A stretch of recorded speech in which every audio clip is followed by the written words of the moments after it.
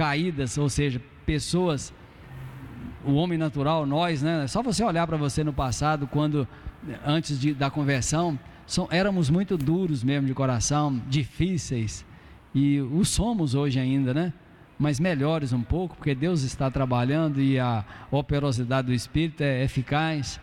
Mas olha bem que coisa terrível.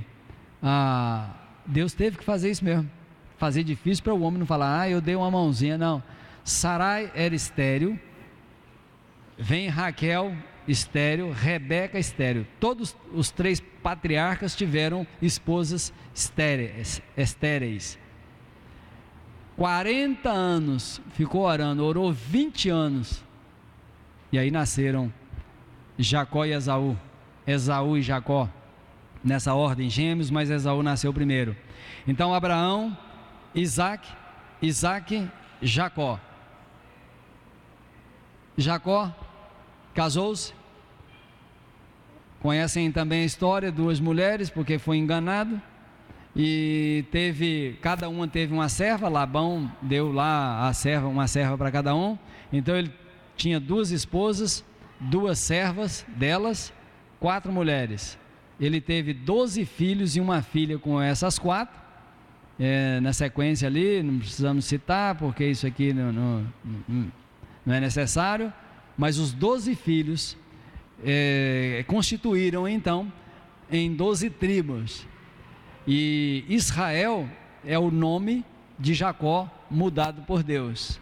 O nome de Jacó passou a ser Israel num determinado momento da história, e esse novo Jacó agora com esse nome Israel traz à memória esse povo, cumprindo então a promessa que Deus fizera a Abraão, a aliança que ele fizera com Abraão, de fazer dele pai de nações por causa de Ismael, e nação com o filho da promessa que foi Isaac. Esse Israel então, quem foi? Foi Jacó. E o que é Israel? Israel é esse povo que está ali no Oriente Médio, sendo perseguido ao longo do tempo. Por exemplo, as perseguições que Israel sofreu durante toda a história dele, muitas estão narradas aí na Bíblia, pontuando. E depois de Cristo, no ano 70 depois de Cristo, Israel foi disperso entre as nações, quando o imperador Vespasiano invadiu Jerusalém, e o sangue, conforme eles disseram antes, caia sobre nós o sangue dos nossos filhos, quando eles estavam instigando lá o Pilatos para crucificar Jesus, caia sobre nós.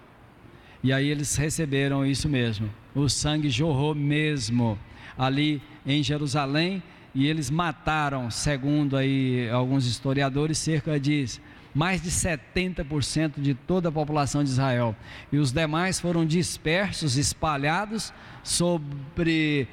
para a terra, né, no planeta Terra. Eles foram sendo espalhados, e muitos foram levados também e arrastados até como escravos, e depois de cerca de 2000 anos, é que em 1948 a ONU, mediante lá uma discussão em assembleia, depois do Holocausto, sobre Hitler, é que resolveu então a ONU separar um pedaço de terra e reconhecer esse pedaço de terra como sendo terra de Israel. Menos de 1% de toda a terra dos aliados do Oriente Médio, e é esse Israel que está lá, tá certo? Então foi o povo perseguido, mas ele continua de pé, porque há aliança, uma aliança incondicional feita por Deus em relação a Israel, que ainda não se cumpriu e vai se cumprir. Amém? A igreja, irmãos, está inserida na aliança abraâmica. Em ti serão benditas todas as famílias da terra. Tá certo? Então a salvação veio dos judeus. Jesus, segundo a carne, foi judeu. Cerca de 40 escritores aqui, todos da linhagem de Sem, Cão, Jafé. Depois do dilúvio, 3 progenitores, todos os 40 semitas. Jesus, segundo a carne, semita. toda a revelação foi entregue aos semitas. Porque quando quando Noé saiu da arca e ofereceu o sacrifício de holocausto, e depois plantou uma vinha e fez aquilo que vocês já conhecem, ele se embriagou, e depois que se embriagou, tomou conhecimento do que havia lhe acontecido em relação ao seu filho Ham, e aí ele proferiu palavras, e essas palavras proferidas por Noé não foram simplesmente palavras de maldição que surgiram do coração revolto dele, não é nada disso não. Essas palavras, elas vieram, eu digo que vieram do trono da graça de Deus, embora fossem palavras duras, mas também palavras de bênção, porque começa assim: bendito seja o Deus de Sem, e Canaã lhe seja servo. Alargue Deus as tendas de Jacó, e Canaã lhe seja servo. Sem, cão, Jafé. Promessa para Sem, bendito seja o Deus de Sem. Então, todos os escritores da Bíblia semitas, cumpriu-se a palavra da boca de Noé. Veio do trono de Deus, porque se fosse simplesmente de um coração revoltado por não ter sido respeitado, necessariamente não se cumpriria. Não teria que se cumprir, mas se cumpriu literalmente. Quanto a Jafé e cão, Ham, ou cão, se cumpriu também. Alargue Deus as tendas de Jafé, o governo sobre Jafé, o sacerdócio sobre Sem, e para Ham, nada. Daí a rebelião de Ham, daí a rebelião de Nimrod, e daí Babel, e por aí afora. E a Babilônia, então, ela surge, essa Babilônia geográfica e essa Babilônia espiritual, a partir dessas atitudes e desse comportamento rebelde desses descendentes. Isso não quer dizer que todos os descendentes de Sem foram tementes a Deus e foram piedosos, não. Mas significa o seguinte: bendito seja o Deus de Sem. E Deus continuou e continua sendo bendito. Porque até chegar em Jesus, bendito seja o Deus de Sem. Os jafetitas, primeiro, os ramitas é que tomaram conta eles é que dominaram no aspecto de governo. Posteriormente, as palavras proferidas por Noé a respeito dele se cumpriu. Por volta do ano 626, mais precisamente 626 a.C., Nabopolassar, pai de Nabucodonosor, ele conquistou Babilônia, e ali ela sai da mão sai da mão dos ramitas, dos descendentes de Cão, e passa para o governo, quer dizer, o governo agora passou para as mãos de Jafé. Cumpriu-se então essa palavra que está lá registrada em Gênesis 9, 24 a 26. Bendito seja o Deus de Sem. Jesus, segundo a carne, semita. Abraão, começa lá, né? Depois do dilúvio, 2 anos depois do dilúvio, Sem teve um filho que se chamou Arfaxade. Depois, Arfaxade, Salá, Eber, Peleg, Reu, Serug, Naor, Terá, Abraão. 9. Aí vem Abraão, e essa sequência: Isaac, Jacó, 12 filhos. 12 filhos foram crescendo, se multiplicando, tornou-se uma nação. Quando ficaram escravos no Egito, e José era governador do Egito, ele governou a partir da idade de 30 anos até 110 anos, quando ele morreu. José governou o Egito durante todo esse período, e quando, no 9º ano em que ele era governador do Egito, por que 9º ano? 7 anos de seca, 7 de fartura. 7 anos de seca, 7 anos de fartura e 7 de seca. Nos primeiros 7 anos de fartura, ninguém procurou José, da família de Jacó. Mas no 2º ano da seca, foi a primeira campanha deles de ir lá buscar alimento. Então, quando José tinha 39 anos, no 9º ano de seu reinado, de seu governo, ele se encontrou com seus irmãos, ou seja, os seus irmãos foram lá e ele conheceu eles, enfim, vocês conhecem a história. Quando a casa de Jacó desce para morar no Egito, conforme a narrativa lá, eles eram 70. Olha bem, os descendentes de Abraão agora são 70.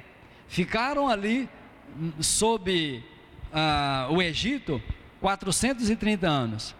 E essa contagem começa aí. Quando a casa de Jacó desce, já começa a contagem, que é feita essa referência depois. 430 anos começa aí nesse momento. Foram 430 anos de escravidão? Não, porque enquanto José governou, eles não eram escravos, eles eram servos. Mas quem governava era José.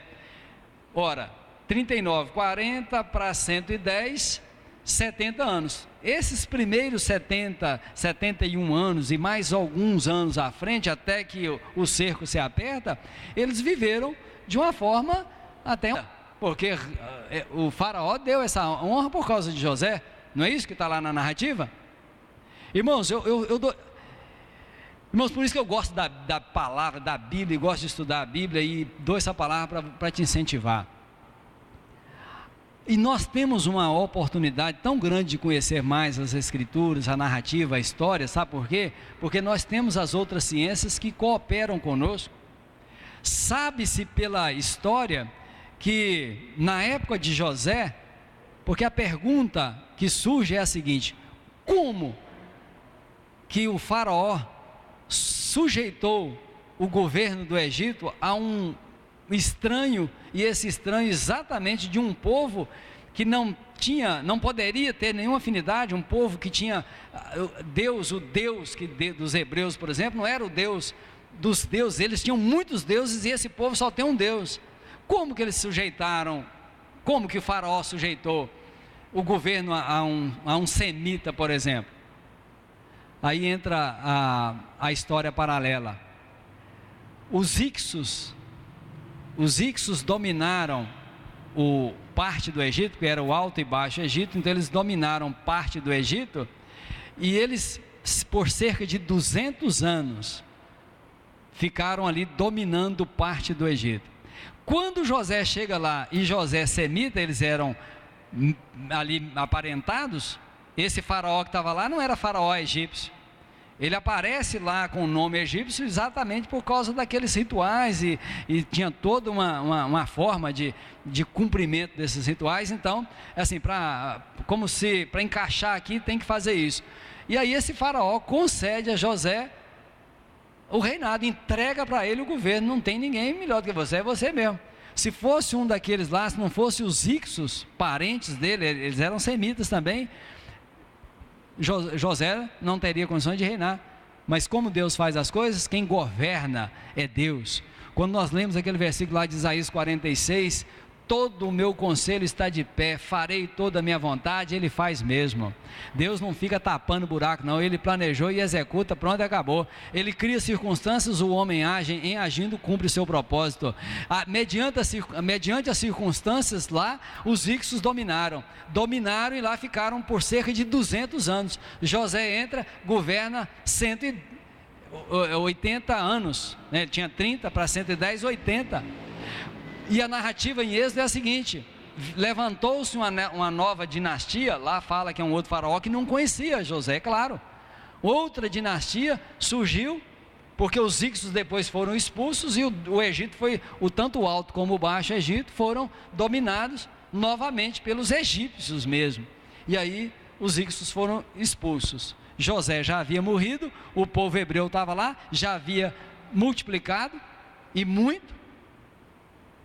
Vem então a opressão, a grande opressão, e aí eles foram submetidos mesmo a uma escravidão pesada.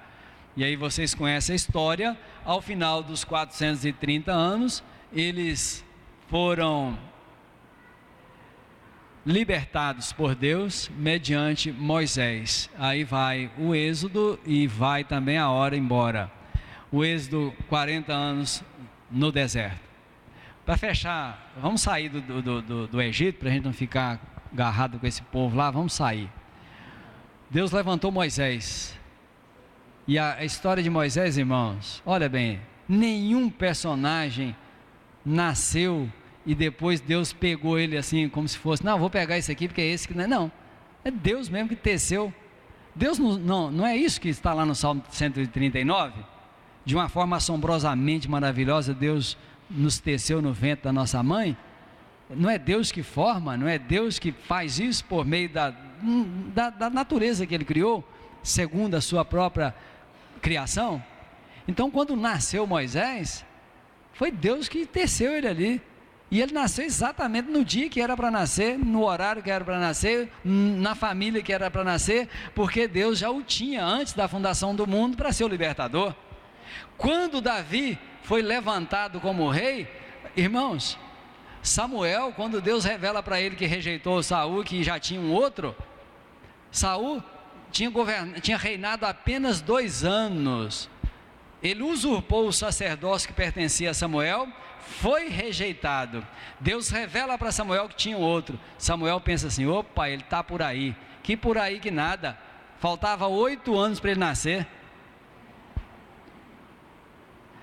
Aí eu pergunto, foi por acaso? Não, na eternidade passada, antes da fundação do mundo, Deus já tinha. Quando o texto diz assim que eu o conheci, não é porque conheceu porque ele nasceu, não, ele conheceu lá antes da fundação do mundo. Antes da fundação do mundo ele te conheceu. Lá em Romanos 8 diz que ele conheceu a Jacó e se aborreceu de Esaú. Esse conhecer não é porque ele sabe de todas as coisas só não, é porque ele assim o quis.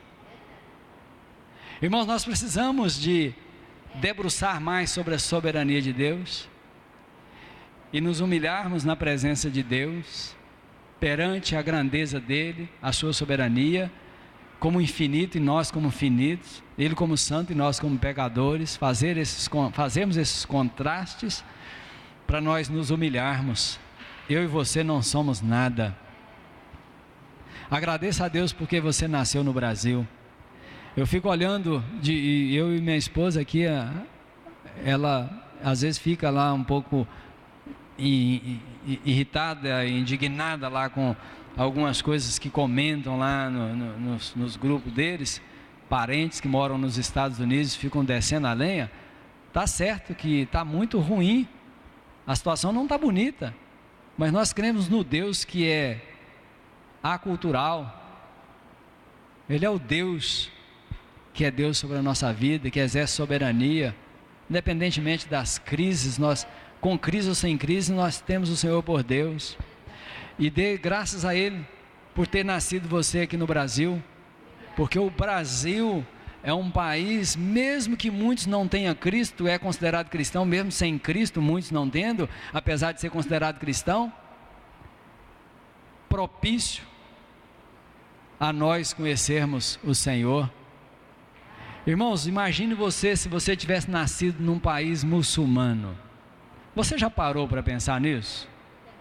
Você já parou para pensar nisso? Você num país muçulmano, onde é 0,0 alguma coisa por cento de crentes que tem lá, significa que 99,9 não sei quanto, aí alguns países é 0, alguma coisa mesmo, 0,0.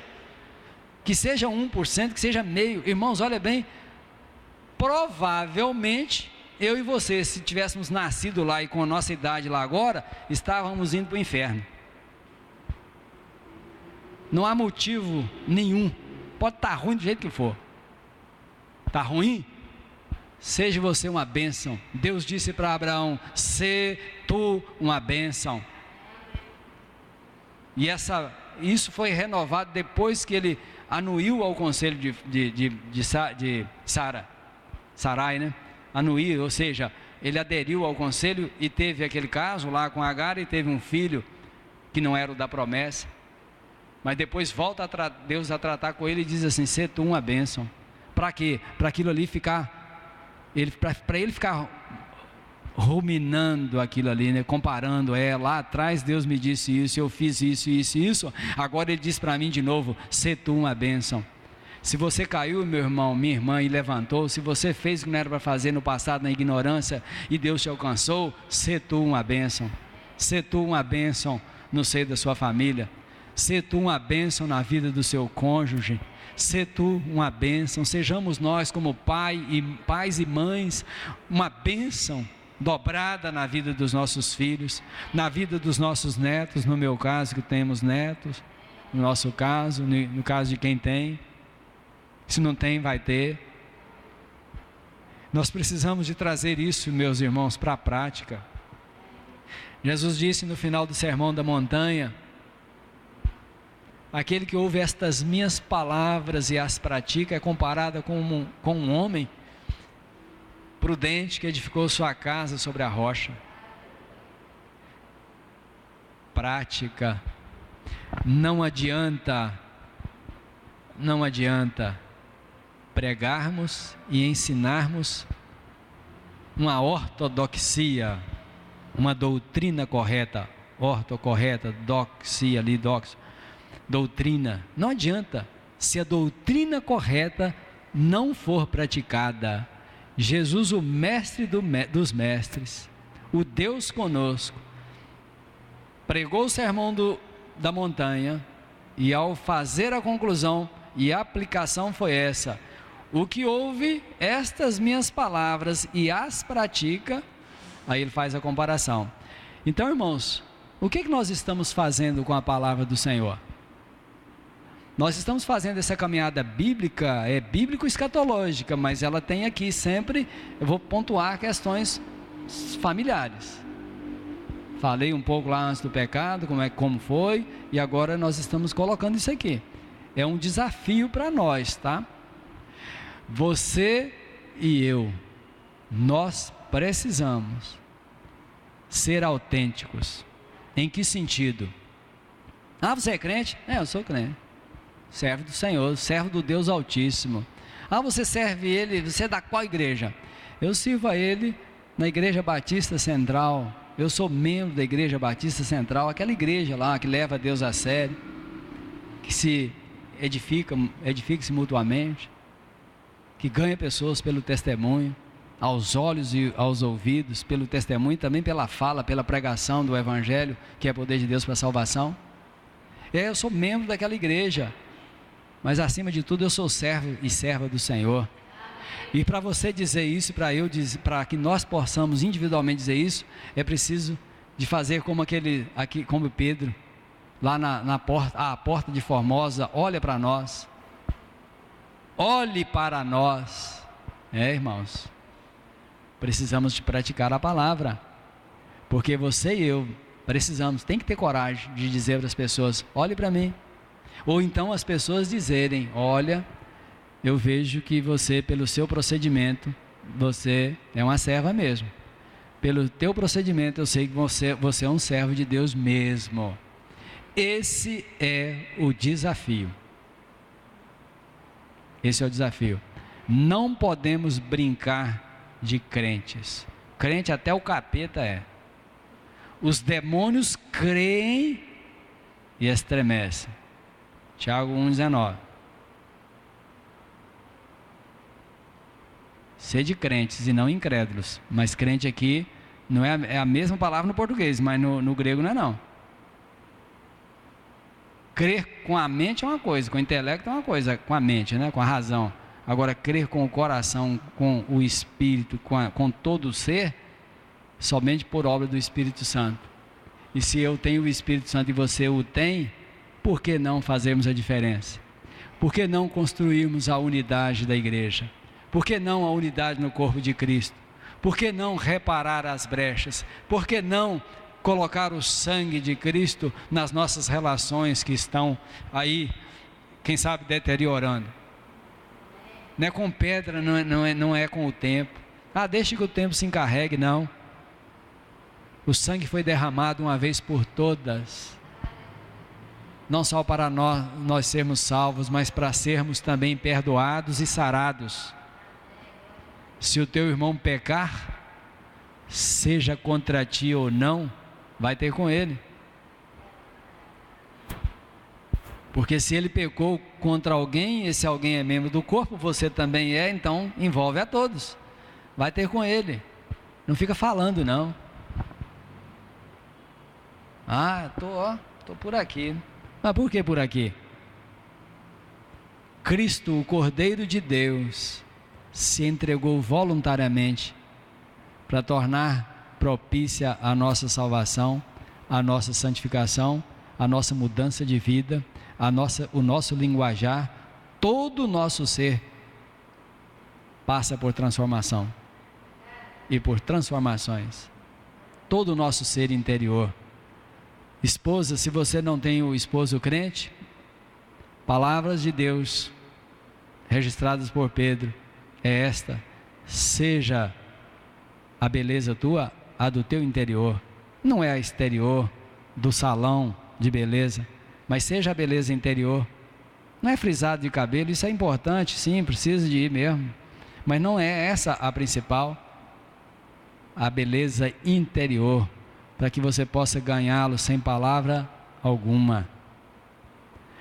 O homem, a Bíblia diz que o homem incrédulo, né, no sentido de não ainda alcançado, ele é santificado no convívio da esposa crente, e vice-versa. Padrão de Deus, ele é elevado, e ele é eficaz. O problema está conosco. Nós é que estamos sendo problemáticos. Porque Deus, ele é reto, a palavra dele é a verdade, a palavra dele é infalível, ela é inerrante, ela é suficiente. Então nós temos tudo que precisávamos ter. Porque tudo que Deus tinha para revelar, ele revelou para os homens e para os filhos dos homens. Mas as coisas encobertas pertencem a ele. Elas pertencem a ele porque nós não precisamos dela, tanto é que pertence a ele. O que nós precisávamos e precisamos está aqui. E na sua infinita graça e misericórdia, às vezes ele usa uma pessoa para trazer uma revelação quando ela é séria. Eu falo quando é séria porque a maioria não é, a maioria é mentira. A maioria é mentira.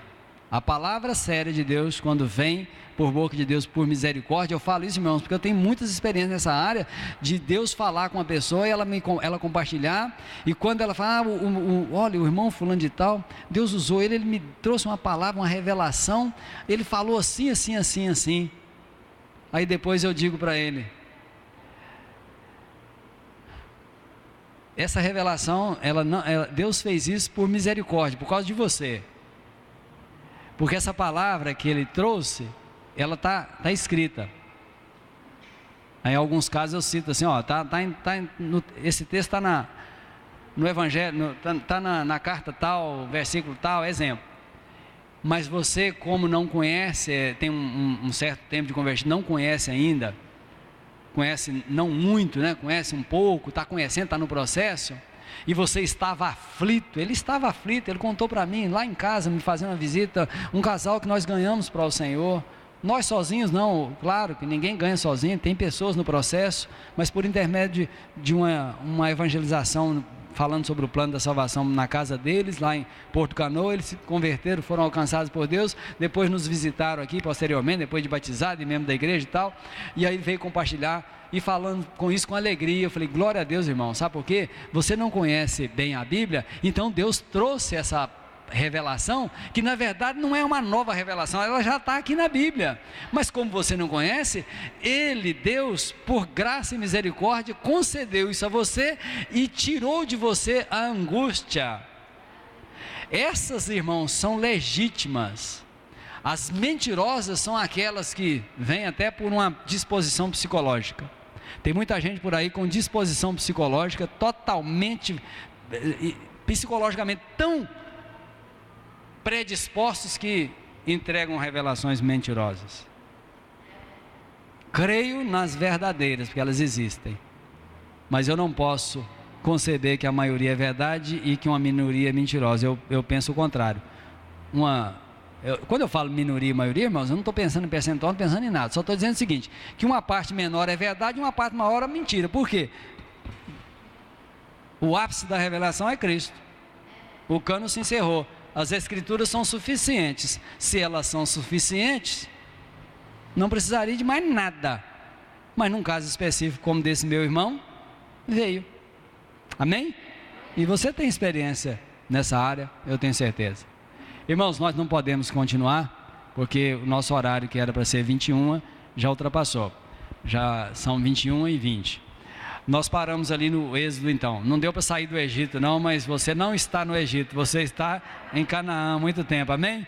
Vamos nos colocar em pé, vamos orar. Bem-vindos aí, a mãe da Luana, a nossa querida. Rapaz, eu tenho que conviver mais com ela para ela, não dá, já esqueci. Lucilene, né? Lucilene. E o rapaz aí do lado é quem? Patrick? Wellington. Aqui tem Patrick também, né? Então Wellington, Patrick tem Patrick. Tem muita bênção aqui. Mas vocês são bem-vindos, todos muito bem-vindos. Lá no primeiro slide, né? Nós saudamos assim. E o serão também amanhã. Amanhã 9 horas até meio-dia e depois de 14 às 17. Vamos continuar a nossa caminhada. Eu vou pensar ali como que eu vou fazer para a gente ver se a gente consegue fazer essa caminhada. Então, no período da manhã até meio-dia, continuaremos na caminhada, caminhando na Bíblia aqui, na linha do tempo, pontuando questões inerentes à família. E depois, no período da tarde, que é das 2 às 5, das 2 até 3h30, eu pretendo